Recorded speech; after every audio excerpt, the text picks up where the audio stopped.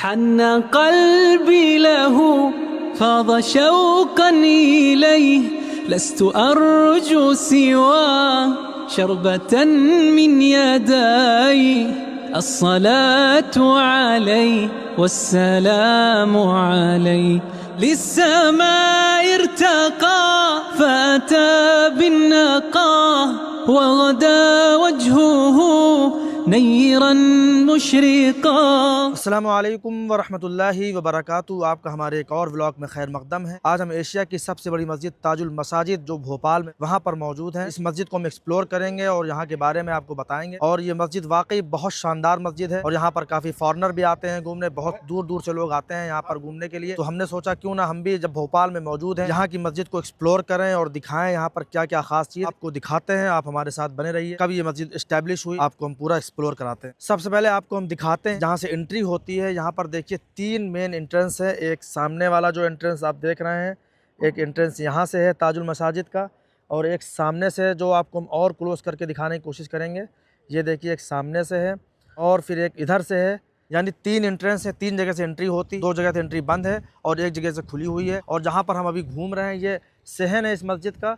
आप देखिए चारों तरफ लोग आए हुए हैं, यहाँ पर फॉरेनर भी काफ़ी आते हैं। यहाँ के बारे में जानते हैं, ताजुल मसाजिद के बारे में, इसकी तारीख़ क्या है, ये कब कायम हुई। हमारे साथ यहाँ के उस्ताद, इस जो मदरसा यहाँ पर चलता है, मौलाना उमर फारूक साहब नदवी मौजूद हैं। उनसे हम पूछते हैं यहाँ के बारे में। ये मस्जिद जिसके सहन में हम खड़े हैं जी जी, जिसका नाम है ताजुल मसाजिद, जिसके माने होते हैं तमाम मस्जिदों का ताज। इस मस्जिद को यहाँ भोपाल जो स्टेट थी उसकी तीसरी बेगम शाहजहां बेगम ने तामीर करवाया। ये 1981 में इसकी तामीर शुरू हुई और 1901 में आपका इंतकाल हो गया तो ये मस्जिद अधूरी रही। उसके बाद से मौलाना मोहम्मद इमरान खान साहब नदवी अजहरी ने इसको मुकम्मल करवाया। आप जो ये मस्जिद देख रहे हैं इसमें जितना पत्थर का काम है ये सब शाहजहां बेगम का बनवाया हुआ पुरानी है।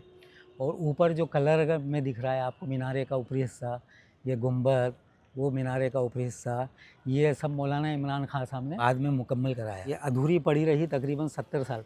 इसी तरह से इधर की ये जो पूरी मेहराबें हैं ये भी मुकम्मल नहीं थी। ये जितना कलर वाला दिख रहा है सब मौलाना इमरान साहब ने कंप्लीट कराया। इसी तरह से ये मशरिकी दरवाज़ा ऊपर तक का और नीचे की सीढ़ियाँ, ये सब मौलाना इमरान खान साहब ने 1971 के बाद में इसको अवामी चंदे से मुकम्मल कराया। करोड़ों का बजट था। अच्छे अच्छे बड़े लोग इसके उस टाइम पे करोड़ों पे बहुत 1971 में बहुत माने रखते थे। सही बात। तो लोगों ने हाथ पीछे कर लिए, लेकिन मौलाना बहुत अजीम शख्सियत थे।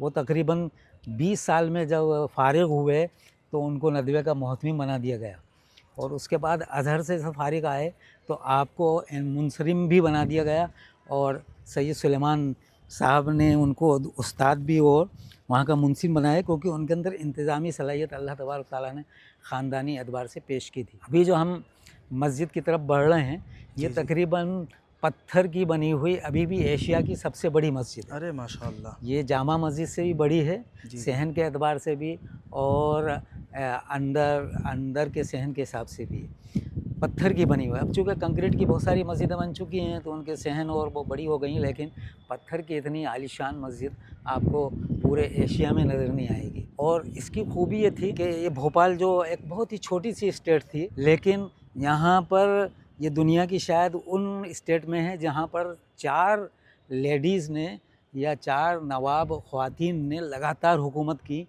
और चारों के चारों बहुत अल्लाह वाली, बहुत इल्म दोस्त और बहुत पढ़ी लिखी थी। और उन्होंने यहाँ पर आवाम के रफ़ाई के लिए, रफ़ाए आम के लिए जो काम किए उसके साथ साथ दीन के लिए भी बहुत काम किया। आपको हैरत होगी कि यहाँ की जितनी बड़ी मस्जिदें हैं, जामा मस्जिद, मोती मस्जिद, इसके अलावा ये ताजुल मसाजिद, ये सब उन्हीं की बनाई हुई हैं। सिकंदर जहाँ बेगम की, तो शाहजहां बेगम की, तो कुदसिया बेगम की। अब ये इस मस्जिद के बारे में बात कही जाती है कि इतनी बड़ी मस्जिद इतनी छोटी स्टेट ने कैसे बनाई। तो आप इस तालाब के दूसरी तरफ देखेंगे तो शाहजहां बेगम का ताज महल है। ताज महल के नाम से उनका घर है। तो किसी बुजुर्ग ने कहा कि तुमने ये अपने लिए महल बनाया, अल्लाह का घर बनाओ जो आबाद रहेगा। सही बात है। तो उनको ये बात दिल में लग गई तो ताज महल की मुनासिबत से उन्होंने ताजुल मसाजिद यानी मस्जिदों का ताज। जी जी। तो जाहिर बात है जैसा नाम है वैसा ही काम भी होना चाहिए। तो बहुत छोटी स्टेट होने के बावजूद उन्होंने इतनी अजीमुशान मस्जिद की तामीर करवाई। और अगर ये उनके ज़माने में मुकम्मल हो जाती तो ये घंटे किस लिए लग रहे हैं मौलाना? ये पीरियड लगते हैं ना हमारे अच्छा, यहाँ, अच्छा। पीरियड लगते हैं अच्छा अच्छा, क्लासेस माशाल्लाह। के, अच्छा अच्छा हाँ, अच्छा हर सब्जेक्ट वाइज, अच्छा अच्छा। तो उसके घंटे बज रहे क्या हैं। तो बता रहे अगर ये शाहजहाँ बेगम ने मुकम्मल करवा ली होती तो बिला मुबालगा कहा जा सकता है कि ये ताजमहल की तरह खूबसूरत होती, क्योंकि इसका जो फर्श है, आप अपन अंदर चलेंगे अभी, जी जी। ये पत्थर की बजाय बेल्जियम से बाकायदा शीशे के, गिलास के मुसल्ले मंगवा लिए गए थे। बेल्जियम से मंगाए गए? बेल्जियम से मंगाए गए थे। माशाल्लाह। उस वक्त तकरीबन 7 लाख रुपए का उसका खर्च था। हम्म, और इसी तरह से जो आपकी जामा मस्जिद है, हम्म। उसके अंदर मुनक्कश नहीं है, मीनारे वगैरह, दीवारें जी, जी। सब आपको सादा मिलेंगी। लेकिन यहाँ पर आप देख रहे हैं कि कितना खूबसूरत इसके सुतून हैं, जी जी। है ना।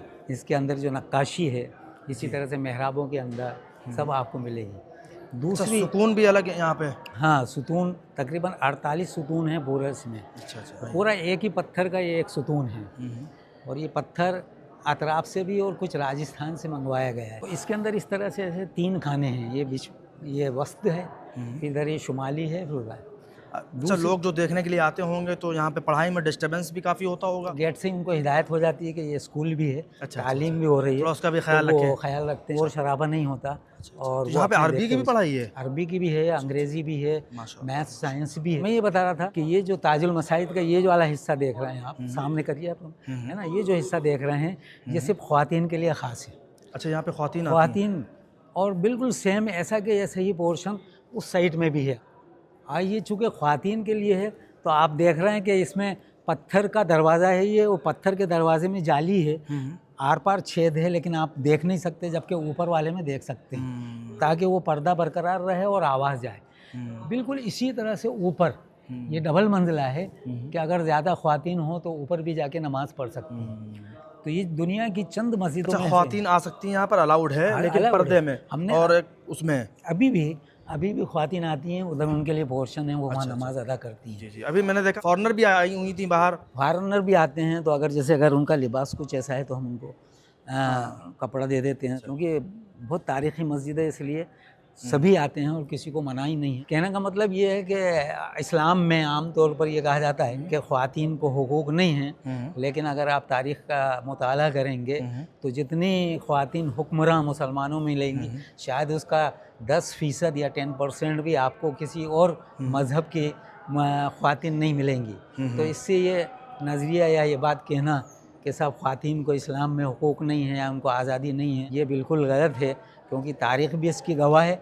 और ख़वातीन के ज़रिए देखिए आप, ये जो मस्जिद इतनी आलीशान बनाई है, ये ख़ुद शाहजहाँ बेगम, वो ख़ुद खातून थी और उन्होंने इसको अंजाम दिया। बस इस्लाम ये चाहता है कि ख़वातीन any kind of activities they can do, but only Islam want that they maintain their dignity and prestige. If there is such kind of the atmosphere, then Islam allow the women to do any kind of activities, whether it is related to the politics or social science, social work, or the hukmranis, as we say that they can be the rulers or the king or queens also. So there is no restriction for women. Only Islam want that. इस्लाम में तो औरतों का वैसे ही दर्जा बहुत बड़ा दिया है। हाँ, बहुत बड़ा दिया है। लोग अलग परसेप्शन बनाते हैं अलग अलग कि ये नहीं वो ये नहीं। भी असल में गलत फहमी है जो फैलाई गई है, गलत नैरेटिव फैलाया गया है। नैरेटिव गलत फैलाया गया है, और हमारी उसमें कोताही रही कि हमने उसको दूर करने की कोशिश नहीं करी। और मीडिया ने उसको ऐसा आम करा कि लोग उसको मैं एक चीज़ और बताना चाहूँगा, मेरे पास अगर एक कागज़ लेकर, कि इस्लाम ने इल्म को फैलाने के लिए जो काम किया है शायद किसी और मज़हब ने नहीं किया। सही बात है। अब आप जो घड़ी के अंदर या हम नंबर देखते हैं, जैसे ये जो नंबर लिखे हुए घड़ी के ऊपर फोकस करिएगा आप। अच्छा अच्छा, घड़ी, ये घड़ी जो ये घड़ी है जी जी, इसमें जो 1 2 3 4 5 से लेकर 12 तक लिखे हुए हैं, जी जी, लोग कहते हैं कि ये अंग्रेज़ी नंबर है। हाँ। जबकि ये अरबिक न्यूमरल्स हैं। और ये अरबिक न्यूमरल्स क्यों हैं? क्योंकि ये अल-ख्वारिज़मी ने इनको डेवलप किया था, और इन नंबर का नाम जो है उसने इनके एंगल के हिसाब से रखा था। मैं अभी आपको लिख के बताता हूँ, 1 मिनट। जी जी, ज़रा सा कोई कागज़ मिल जाए तो। यार देखना, इसके अंदर कोई कागज़ है सादा वादा ऐसा? कापी दे देना, मैं कापी कॉपी दे दो, बस दे दो। थोड़ा सा आप इस पे फोकस बच्चे करें। लोकल के हैं या बाहर के भी हैं? हाँ, लोकल भी हैं और बाहर के भी हैं। फॉर एग्ज़ाम्पल ये आप देखें कि ये है ना, ये 1 की शक्ल है, ये 2 है जो आजकल ऐसे लिखा जाता है ना, 1 ऐसे ही लिख देते हैं, है ना। ये 3 है, आजकल ऐसे लिख दिया जाता है लेकिन शक्ल वही है। ये 4 है, एक्चुअल शक्ल, है ना। इसी तरह से 5। अब देखिए 1 is called 1 because it has only 1 angle। ये देखिए 2 has 2 angle, 3 has 3 angle, 4 has 4 angle, 5 has 5 angle, likewise 6 has 6 angle। 1 2 3 4 5 6 ये रहेगा, है ना। 1 2 और ये 4 6 7 हैज़ 7 है, ये एक्चुअल है, अभी भी ऐसे लिखते हैं लोग, है ना। 1 2 3 4 5 6 7 8 हैज़ 8 एंगल, 3 3 6 7 8। बेसिकली ये अरबी का वो है। Arabic numerals, they are the Arabic numerals because they were developed by the great mathematicians Al-Khwarizmi. Al-Khwarizmi, and he also developed the algebra. Algebra is also Arabic name, and it do the same thing which it means that if you have some property and you don't know the other property, you can find out by doing the algebraic equation। यानी algebra Arabic नाम है और इसका मतलब भी वही है कि किसी कमी को पूरा करना। आज भी आपका कंप्यूटर कोई भी अगर जवाब ढूंढता है तो अलजब्रिक इक्वेशन लगाकर जवाब देता है, क्योंकि जो प्रॉपर्टी आपको नहीं मालूम है अलजब्रिक इक्वेशन लगा के आप उसको फाइंड आउट कर सकते हैं। अच्छा, ये तकरीबन आज से 1300 साल पहले अल-ख्वारिज़्म ने स्पेन में डेवलप कर लिया था। इसका रीज़न क्या था कि मैथमेटिक्स की इतनी लेटेस्ट ब्रांच अलजबरा डेवलप की, इसकी वजह भी कुरान है। अच्छा, ये सामने क्या है? ये सामने ऑफिस है। अच्छा अच्छा, है ना, यहाँ पर है और ऑफिस है, हमारा मदरसा लगता है, चूँकि स्कूल का काम के अलावा मस्जिद का मेंटेनेंस वगैरह भी होता है। तो ये सुबह 8 बजे से 5 बजे तक खुला रहता है, दुकानें वगैरह सब तो उस चीज़ की है। अच्छा, इसमें एक चीज़ और रह गई कि मौलाना इमरान खान साहब ये बिल्कुल खंडर पड़ी हुई थी और यहाँ पर झाड़ियाँ थी, यहाँ बहुत बड़े बड़े गड्ढे थे, लेकिन उन्होंने जब मस्जिद के साथ मदरसा क्यों कायम किया कि जब 1950-51 में भोपाल स्टेट जब मर्ज हो गई इंडिया में, तो यहाँ पर पहले सारे स्कूल और मदरसे और मस्जिद और कज़ियात का निज़ाम नवाब साहब देखते थे, तो वो सब बेसहारा हो गए। तो मौलाना ने कहा कि भाई जितने भी जो टीचर्स थे या मदरसे में पढ़ाते थे, आप यहाँ आइए, हमने मदरसा खोला है दारुल उलूम ताजुल मसाजिद, तो उन सबको नौकरी भी दी। दूसरा ये था कि अगर ये मस्जिद ऐसे ही पड़ी रहती तो ये तारीख़ी चीज़ थी तो ये खंडर हो जाती। तो मौलाना ने यहाँ पर मदरसा कायम किया ताकि ये आबाद भी रहे। माशाल्लाह। और ये उनकी बड़ी दूररस निगाहें थी। बहुत सारे हुफ़्फ़ाज़ यहाँ से हर साल निकलते होंगे। हर साल तकरीबन 50 के लगभग हाफिज़ हर साल? हर साल, अल्लाहु अकबर। तकरीबन। मतलब और ये इसी तरह से के साथ साथ मदरसा भी चल रहा है और हर साल इतने हुफ़्फ़ाज़ निकलते हैं 50 25 30 50। दूसरा 10 से लेकर 15 आलिम हर साल फारिग होता है। अरे माशाल्लाह। तो फरागत यहीं से मिल जाती है बच्चों को? नहीं, हाँ, ये नदवे जाते हैं।